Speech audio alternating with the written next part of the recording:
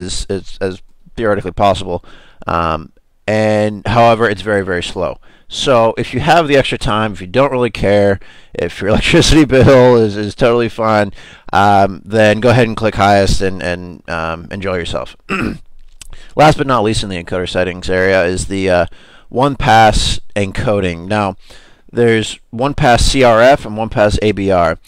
CRF rather stands for constant rate factor, and it basically means it's going to encode the entire movie at the same quality. Now that'll have varying bit rate, but it'll be pretty much uniform quality throughout. Now this can either bump up your file sizes or bring them down. Basically it makes them unpredictable. So use this if you don't really care what your file size is going to be like. I mean, you can do some estimation, but basically use this if you want a constant quality and don't really care about your file size.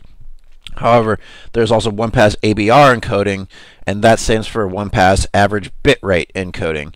Now, this you can predict your output file size. However, the movie is going to be encoded at a constant bit rate throughout, so you may not get the same quality in one scene as you may in another. So, for instance, if you're in a still scene and you have a constant bit rate, it might actually look quite good. However, once there's a lot of motion, cars flying by or something like that, it might start to look quite terrible because there's not enough bit rate available to represent all the data and the motion and everything. So, give or take, choose what you want to do. Right now, I'm just going to let it do multi-pass encoding, and I think it's 2 by default, and you don't have to set that anywhere. Just make sure that these aren't selected, and you're pretty much good to go.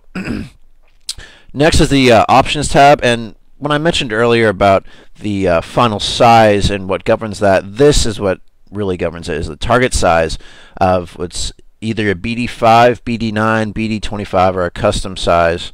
Now, a BD5 is essentially the equivalent of a Blu-ray shrunk down to a single layer DVD. A BD9 is the equivalent of a Blu-ray shrunk down to a dual layer DVD. And BD25 is a single layer Blu-ray. So if you're rich and you have tons of money and you just don't really care about how much your drive costs or how much your media costs, go ahead, go with the target size BD25. Single layer Blu-rays take forever to burn and they're expensive as heck, but if you want to do it, go ahead, it's there. You have the option. I think most people are going to be using this BD5, which is, it's a single layer DVD. They're even less than 50 cents a pop now. Everybody's got a DVD burner in their laptop and desktop and everything, so it's going to be pretty widely available. BD9 again is for the dual layers, and slightly less people are going to be using that, but it's still a great option, and you get twice the size of a single layer DVD, so you got twice the size to store a movie and still get great quality out of it. Like I said, a lot of people are going to be using this BD5, so we're going to go and stick with that. For both status reporting, basically just means give me a whole bunch of information about what you're currently doing. You can turn that on or off. It doesn't really matter. I'm just going to leave that off for right now.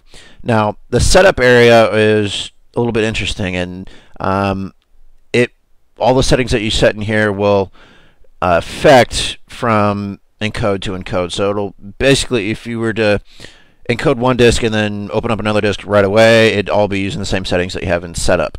Now, these are basically your audio languages and your subtitle languages to keep. In this instance, I want to be keeping my English tracks in terms of my audio languages, and my subtitle languages, I don't really care what all that I have, so I'm going to go ahead and keep all of them. Again, this comes in that limit one track for each language that I talked about earlier, and that's for both audio languages or subtitle languages. Now, this general encoding options in the strict ABCD for BD5, BD9 movie only. This comes in handy if you have a really finicky set-top box. Some of the older set-top boxes in particular don't always play nice with a, I guess in this case, non-strict AVC HD movie, and may kind of choke on the disc that you choke on your DVD that you place in.